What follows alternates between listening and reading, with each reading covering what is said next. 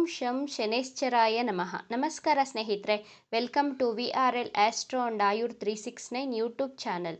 November 15ರಂದು ಶನಿ ಗ್ರಹ ತನ್ನ ವಕ್ರಗತಿಯನ್ನು ಬಿಟ್ಟು ನೇರ ಚಲನೆಯನ್ನು ಪ್ರಾರಂಭಿಸಲಿದ್ದಾರೆ. ಶನಿಯ ನೇರ ಚಲನೆಯಿಂದಾಗಿ ಕುಂಭರಾಶಿ ಹಾಗೂ ಮೀನರಾಶಿಯವರಿಗೆ ಶನಿ ಗ್ರಹ ಯಾವ ರೀತಿಯ ಶುಭ ಫಲಗಳನ್ನು ಕೊಡಲಿದ್ದಾರೆ ಎಂಬಂತಹ ವಿಚಾರಗಳನ್ನು ಈ ವಿಡಿಯೋದಲ್ಲಿ ತಿಳಿಸಿಕೊಡಲಿದ್ದೇನೆ.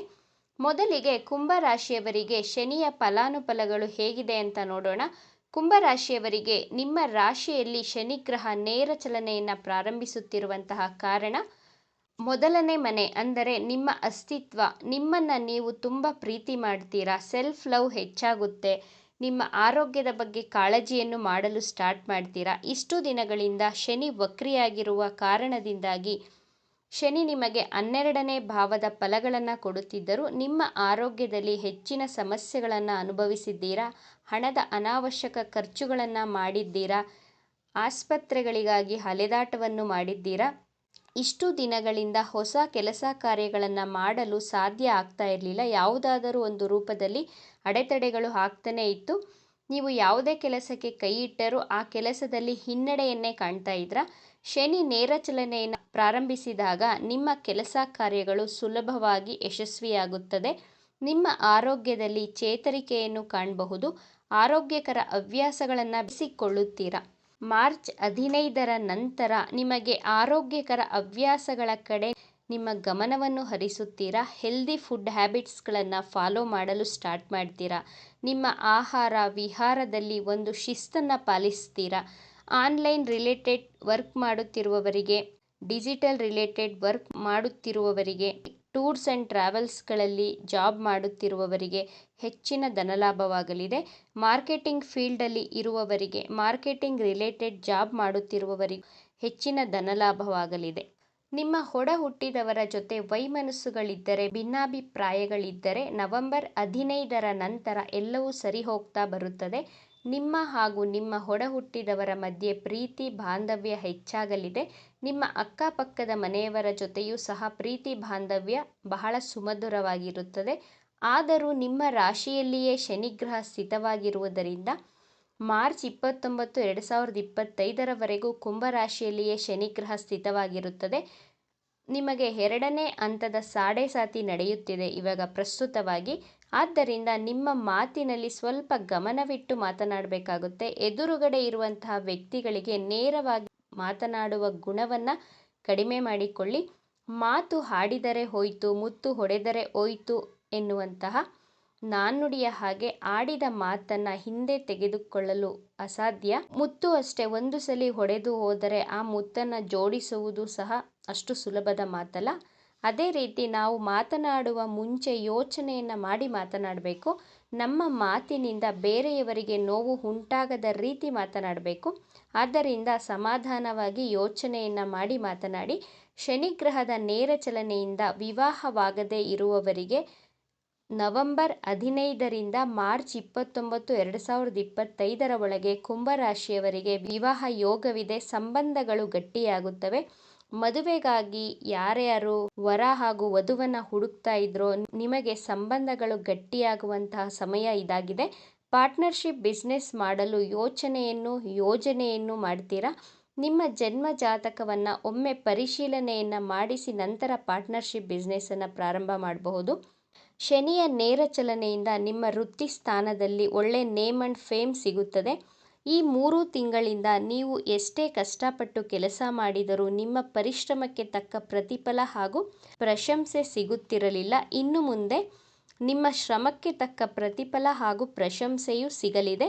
ಕುಂಭರಾಶಿಯವರು ಪ್ರತಿನಿತ್ಯ ಸೂರ್ಯ ದೇವನಿಗೆ ಜಲದ ಅರ್ಘ್ಯವನ್ನು ಕೊಡುವುದರಿಂದ ಎಲ್ಲವೂ ಶುಭವಾಗಲಿದೆ. ಮೀನರಾಶಿಯವರಿಗೆ ಶನಿಯ ನೇರ ಚಲನೆ ಯಾವ ರೀತಿಯ ಶುಭ ಫಲಗಳನ್ನು ಕೊಡಲಿದೆ ಎಂಬಂತಹ ವಿಚಾರಗಳನ್ನು ನೋಡೋಣ. ಮೀನರಾಶಿಯವರಿಗೆ ಶನಿಗ್ರಹ ನಿಮ್ಮ ರಾಶಿಯಿಂದ 12ನೇ ಭಾವದಲ್ಲಿ ಸ್ಥಿತವಾಗಿದೆ. ನಿಮ್ಮ 12ನೇ ಭಾವದಲ್ಲಿ ಶನಿಗ್ರಹ ನೇರ ಚಲನೆಯನ್ನು ಪ್ರಾರಂಭಿಸಲಿದ್ದಾರೆ. 12ನೇ ಭಾವ ಅಂದರೆ ಆಸ್ಪತ್ರೆಗಳಿಗೆ ಅಲೆದಾಟ, ಆರೋಗ್ಯಕ್ಕಾಗಿ ಖರ್ಚುಗಳು. ನೀವು ಹೆಚ್ಚು ಆಲಸ್ಯವನ್ನು ತೋರಿಸ್ತಾ ಇದ್ರ. ಶನಿಗ್ರಹ ನೇರ ಚಲನೆಯನ್ನು ಪ್ರಾರಂಭಿಸಿದ ನಂತರ ಮೀನರಾಶಿಯ ವಿದ್ಯಾರ್ಥಿಗಳ ವಿದ್ಯಾಭ್ಯಾಸದಲ್ಲಿ ವೃದ್ಧಿಯನ್ನು ಕಾಣಬಹುದು. ವಿದ್ಯೆಯ ಕಡೆ ಹೆಚ್ಚು ಆಸಕ್ತಿಯನ್ನು ವಹಿಸ್ತೀರಾ. MNC ಕಂಪನಿಯಲ್ಲಿ ಜಾಬ್ ಮಾಡುತ್ತಿರುವವರಿಗೆ ಹಾಗೂ ಫಾರಿನ್ ರಿಲೇಟೆಡ್ ಜಾಬ್ ಮಾಡುತ್ತಿರುವವರಿಗೆ ಹೆಚ್ಚಿನ ಧನಲಾಭವಾಗಲಿದೆ. ಶನಿ ಗ್ರಹ ನೇರ ಚಲನೆಯನ್ನು ಪ್ರಾರಂಭಿಸಿದಾಗ ನಿಮ್ಮ ಅನಾವಶ್ಯಕ ಖರ್ಚುಗಳಿಗೆ ಕಡಿವಾಣ ಬೀಳುತ್ತದೆ. ನಿಮ್ಮ ಖರ್ಚುಗಳನ್ನು ಕಡಿಮೆ ಮಾಡಿಕೊಳ್ತೀರಾ. ರಾಶಿಯವರು ಶನಿಯ ಸಾಡೆಸಾತಿಯ ಸಮಯದಲ್ಲಿ ಮದ್ಯಪಾನ, ಧೂಮಪಾನ, ದುಶ್ಚಟಗಳಿಂದ ದೂರವಿರಬೇಕು. ಧರ್ಮದ ಹಾದಿಯಲ್ಲಿಯೇ ನಡೆಯಬೇಕು. ಬೇರೆಯವರಿಗೆ ತೊಂದರೆಯನ್ನು ಕೊಡಬಾರದು. ಮೀನರಾಶಿಯವರಿಗೆ ಸಂಬಂಧಗಳಲ್ಲಿ ಇಷ್ಟು ದಿನ ಗೊಂದಲವಿತ್ತು, ಮನಸ್ಸಿಗೆ ನೆಮ್ಮದಿ ಇರಲಿಲ್ಲ, ಕುಟುಂಬದಲ್ಲಿ ಬಹಳ ವಿವಾದಗಳಿತ್ತು. ಇವೆಲ್ಲ ಸಮಸ್ಯೆಗಳು ನವೆಂಬರ್ 15ರಿಂದ ಮಾರ್ಚ್ 29, 2025 ಒಳಗೆ ಕಡಿಮೆಯಾಗಲಿದೆ. 60-70% ಸುಧಾರಿಸುತ್ತದೆ ನಿಮ್ಮ ಜೀವನ. ಮೀನರಾಶಿಯವರಿಗೆ ಶನಿ ಗ್ರಹದ ದೃಷ್ಟಿ ನಿಮ್ಮ 6ನೇ ಭಾವದ ಮೇಲೆ ಬೀಳುತ್ತಿರುವಂತಹ ಕಾರಣ 6ನೇ ಭಾವ ಅಂದರೆ ರೋಗ, ಋಣ, ಶತ್ರುಗಳ ಮನೆ ಅಂತ ಕರಿತೀವಿ. ನಿಮ್ಮ ಆರೋಗ್ಯದಲ್ಲಿ ವೃದ್ಧಿಯನ್ನು ಕಾಣ್ತೀರಾ. ನಿಮ್ಮ ಗುಪ್ತ ಶತ್ರುಗಳು, ನಿಮ್ಮ ಹಿತಶತ್ರುಗಳು, ನಿಮ್ಮ ಬೆನ್ನ ಹಿಂದೆ ಪಿತೂರಿ ಮಾಡುತ್ತಿರುವವರು ನಿಮ್ಮಿಂದ ದೂರ ಆಗ್ತಾರೆ.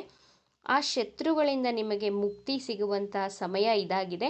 ನಿಮ್ಮ ಮೇಲೆ ಇದ್ದಂತಹ ಅಪವಾದಗಳು, ಕೋರ್ಟಲ್ಲಿ ಕೇಸ್ ನಡೆಯುತ್ತಿದ್ದರೆ, ನಿಮ್ಮ ವಿರುದ್ಧ ಕೇಸ್ಗಳು ನಡೆಯುತ್ತಿದ್ದಲ್ಲಿ ನಿಮಗೆ ಜಯ ಆಗುವಂತಹ ಸಾಧ್ಯತೆಗಳು ಹೆಚ್ಚಾಗಿ ತೋರಿಸ್ತಾ ಇದೆ. ಶತ್ರುಗಳ ವಿರುದ್ಧ ಜಯವನ್ನು ಸಾಧಿಸ್ತೀರಾ ಮೀನರಾಶಿಯವರು. ಇಷ್ಟು ದಿನ ನಿಮ್ಮ ಕುಟುಂಬ ಸದಸ್ಯರಿಗೆ ನೀವು ಏನೇ ಒಳ್ಳೆಯದು ಮಾಡಿದರೂ ಸಹ ನಿಮ್ಮ ಮಾತನ್ನು ಕೇಳಲು ಅವರು ಸಿದ್ಧವಿರಲಿಲ್ಲ. ನಿಮ್ಮ ವಿರುದ್ಧ ತಿರುಗಿ ಬಿದ್ದು ಮಾತನಾಡ್ತಾ ಇದ್ರು.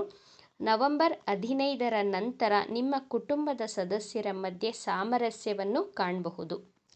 ಮೀನರಾಶಿಯವರಿಗೆ ಶನಿಯ ನೇರ ಚಲನೆಯಿಂದ ಧಾರ್ಮಿಕ ಯಾತ್ರೆಗಳನ್ನು ಮಾಡುವ ಯೋಗವಿದೆ. ನಿಮ್ಮ ತಂದೆಯ ಮಾನಸಿಕ ಆರೋಗ್ಯ ಇಷ್ಟು ದಿನ ಅಷ್ಟೊಂದು ಚೆನ್ನಾಗಿರಲಿಲ್ಲ.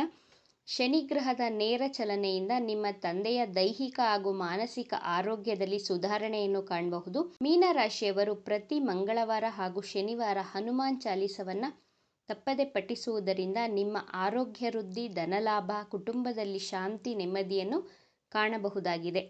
ಇವಿಷ್ಟು ವಿಚಾರಗಳು ನಿಮಗೆ ಇಷ್ಟ ಆಗಿದೆ ಅಂತ ಭಾವಿಸ್ತಾ ಇದ್ದೇನೆ. ಇಷ್ಟ ಆಗಿದ್ದರೆ ನಮ್ಮ ಚಾನಲನ್ನು ತಪ್ಪದೇ ಸಬ್ಸ್ಕ್ರೈಬ್ ಮಾಡ್ಕೊಳ್ಳಿ. ಈ ವಿಡಿಯೋಗೆ ಒಂದು ಲೈಕ್ ಕೊಡೋದನ್ನು ಮರಿಬೇಡಿ. ಈ ವಿಡಿಯೋವನ್ನು ನಿಮ್ಮ ಫ್ರೆಂಡ್ಸ್ ಆ್ಯಂಡ್ ಫ್ಯಾಮಿಲಿ ಗ್ರೂಪಲ್ಲಿ ಹೆಚ್ಚು ಶೇರ್ ಮಾಡಿ. ನಿಮ್ಮ ಅಭಿಪ್ರಾಯಗಳನ್ನು ತಪ್ಪದೇ ಕಮೆಂಟ್ ಮಾಡಿ. Thank you friends.